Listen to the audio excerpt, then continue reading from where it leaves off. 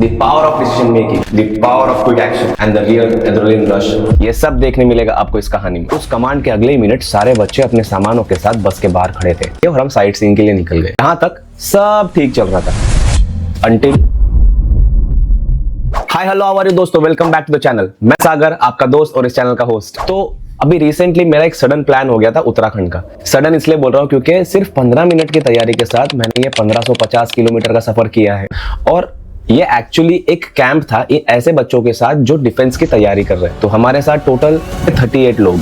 तो ये कहानी इन 38 लोगों के टीम वर्क की और हमारे ट्रिप के आखिरी दिन की है। तो ट्रिप के आखिरी दिन शेड्यूल के हिसाब से हमने दिल्ली के होटल से चेकआउट किया, लेकिन होटल से चेकआउट करने के बाद हमारे पास काफी टाइम बचा था क्योंकि हमारी ट्रेन शाम को 4:25 की थी from new Delhi railway station. तो हम टीचर्स ने सोचा क्यों ना ये टाइम हम साइट सीइंग के लिए यूटिलाइज करें। तो हमने with in Delhi spots decide किए और हम साइट सीइंग के लिए निकल गए।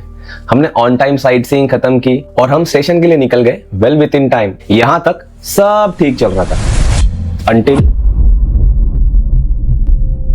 We came to know that driver ने बस न्यू दिल्ली रेलवे स्टेशन के बजाय ओल्ड दिल्ली रेलवे स्टेशन ले लिए।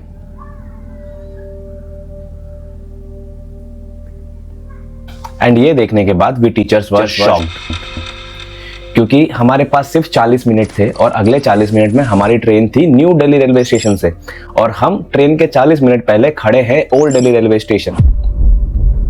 अब जिनको दिल्ली का आइडिया है उनको पता होगा Old Delhi railway station to New Delhi railway station का जो रास्ता है वो अराउंड 3.5 किलोमीटर टू 4 किलोमीटर है। अब नॉर्मली तो इंसान यही सोचेंगे कि 3.5 to 4 kilometre within 40 minutes easily we can achieve. But एक चीज का हमें डर था और जिस चीज का हमें डर था वही हुआ। हमें मिलती है दिल्ली की टेरिबल ट्रैफिक और उस ट्रैफिक में हमने हमारे 10 मिनट वेस्ट कर दिए। अब हम टीचर्स को हमारे हाथ से टाइम फिसलता हुआ दिख रहा था। उतने में एक सीनियर टीचर ने एक बोल्ड डिसीजन लिया कि अब हम ये रास्ता चल के जाएंगे। और यहां से शुरू होता है मेरी लाइफ का सबसे best adventure and the real adrenaline rush. ये डिसाइड होने के अगले ही पल वो टीचर बच्चों के पास जाते हैं एंड एक कमांड देते हैं कि guys get up, we need to walk. वैसी कमांडिंग वॉइस मैंने मेरी लाइफ में कभी नहीं सुनी थी। उस कमांड के अगले ही मिनट सारे बच्चे अपने सामानों के साथ बस के बाहर खड़े थे। जरा उस विजुअल को इमेजिन करो जहां 38 लोग अपने लगेजेस के साथ ट्रैफिक से भरी रोड पे जहां पैर रखने भी जगह नहीं है वहां भाग रहे हैं।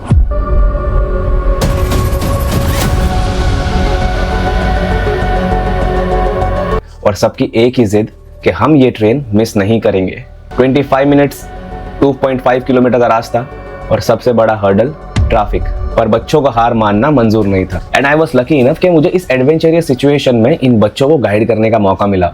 मानो जैसे मैं अपना वो सपना जी रहा हूँ जो सपना मैं बचपन में देखा करता था, to be a part of Indian army. मैं पार्ट तो नहीं बन पाया पर मुझे वैसे एक्ट करने का मौका मिल गया और उन्हीं बच्चों के साथ जो डिफेंस की तैयारी कर रहे हैं। और कोइंसिडेंटली मेरे पास एक कैमोफ्लेज प्रिंट का बैग था जो मैंने अपने चेस्ट पे पहना था एंड वो बना मेरे रियल एड्रेनलिन रश का रीजन।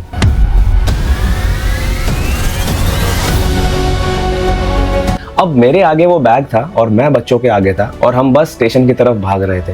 जिसको जहां जगह मिल रही थी वो वहां से भाग रहा था। कोई ट्रैफिक के बीच से भाग रहा था, कोई ट्रैफिक के साइड से भाग रहा था, कोई फुटपाथ से भाग रहा था, तो कोई खुद अपना रास्ता बना के भाग रहा था। बस भाग रहा था। और ये रन कोई मामूली रन नहीं था। इस रन के अंदर हमारे हाथ में मिनिमम 2 बैग्स थे एंड इस भाग दौड़ में सबसे बेस्ट मोमेंट था कि आसपास की पब्लिक हमें चेयर कर रही है और उस चीज ने हमारा मोटिवेशन और बढ़ा दिया।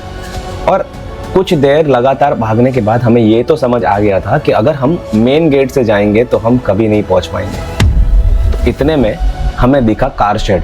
अब यूजुअली कार शेड में पैसेंजर्स अलाउड नहीं होते, बट हमने जैसे तैसे करके लोगों को मना के थोड़ा रिक्वेस्ट करके हम कार शेड के थ्रू स्टेशन में घुस गए। और उस कार शेड में घुसने के बाद हम निकले सीधा प्लेटफॉर्म नंबर 16 और हमारी ट्रेन थी प्लेटफॉर्म नंबर 3। प्लेटफॉर्म 16 पे पहुंचने तक हमारे पास बचे थे सिर्फ 10 मिनट और वहां हमने डिसाइड किया कि हम ब्रिज चढ़ के नहीं जाएंगे और जो इजीएस्ट वे हमें दिख रहा था वो था पटरियां क्रॉस करके जाना। और इन सब में रेलवे स्टाफ ने भी हमारी बहुत हेल्प की। जो क्रॉसिंग्स थी उन्होंने हमें वहां से अलाउ किया और जैसे तैसे करके हम विद इन अगले 3-4 मिनट में प्लेटफॉर्म 16 से लेके प्लेटफॉर्म 8 तक पहुंच गए। सारे बच्चे एग्जॉस्ट हो चुके थे और हम सब की नजर सिर्फ घड़ी पे थी। कितनों ने तो गिव अप करने का भी सोच लिया था। पर मैंने यहाँ एग्जाम्पल देखा यूनिटी का। जिन बच्चों से उनके सामान नहीं उठाए जा रहे थे, उन बच्चों के दोस्त उनके सामान उठा के आगे भाग रहे हैं, लेकिन उन्हें बोल रहे हैं दैट हमें ये करना है, एक आखिरी लीप है, we have to do this. और ये देख के मुझे समझ आया कि अगर ये उंगलियां मुट्ठी बन जाए तो कुछ भी कर सकती है। और फिर क्या था, सबने अपने आप की एनर्जी रिस्टोर की और निकल पड़े उस लास्ट लीप की तरफ। और भागते दौड़ते हम जैसे तैसे करके प्लेटफॉर्म 3 पर पहुंच ही गए। और जब हम ब्रिज से नीचे उतर रहे थे और हमने देखा हमारा कोच उस ब्रिज के एग्जैक्ट सामने खड़ा था। वो कहते हैं ना, जो खुद की मदद करते हैं ऊपर वाला भी उनकी ही मदद करता है। तो बस उस दिन हमारे साथ बस वही हो रहा था। जितना जल्दी हो सके हमने सारे लगेजेस अंदर डाले और at that point of time हमने किसी की सीट नंबर, किसी का कोच नंबर, हमने कुछ नहीं देखा। हमारे दिमाग में बस ये था जैसे तैसे करके हम एक बार ट्रेन में चढ़ जाएं। और हमने वो किया, वो भी 2 मिनट पहले। और बोर्डिंग के बाद to be on a safer side हमने हेड काउंट लेना स्टार्ट किया। और हेड काउंट लेने के बाद हमें पता चला कि 2 लोग मिसिंग है।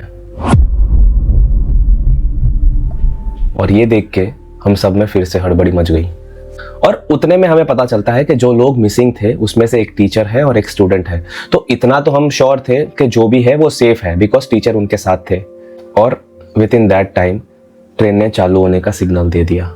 और वो 2 जन कहाँ है ये हमें अभी भी पता नहीं था।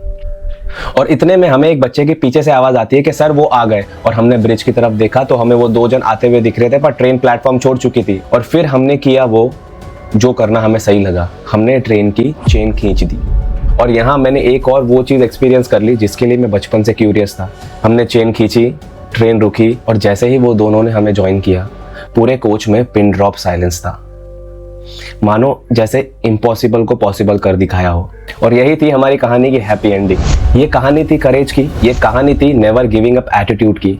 और स्पेशली मेरे लिए तो लाइफ चेंजिंग एक्सपीरियंस था, क्योंकि अगर मैं स्क्रिप्ट करके भी करना चाहूँ फिर भी मैं ऐसा एक्सपीरियंस तो स्क्रिप्ट नहीं कर सकता। एंड इसके लिए big shout out to CDC, centre of defence careers, जिन्होंने मुझे मौका दिया ये एक्सपीरियंस करने का। Thanks for watching this video. I hope आपके अंदर भी एड्रेनालाइन रश हुआ होगा ये कहानी सुन के, और अगर हुआ हो तो प्लीज सब्सक्राइब द चैनल। मैं मिलता हूँ आपको अगले वीडियो में, तब तक के लिए बी पॉजिटिव।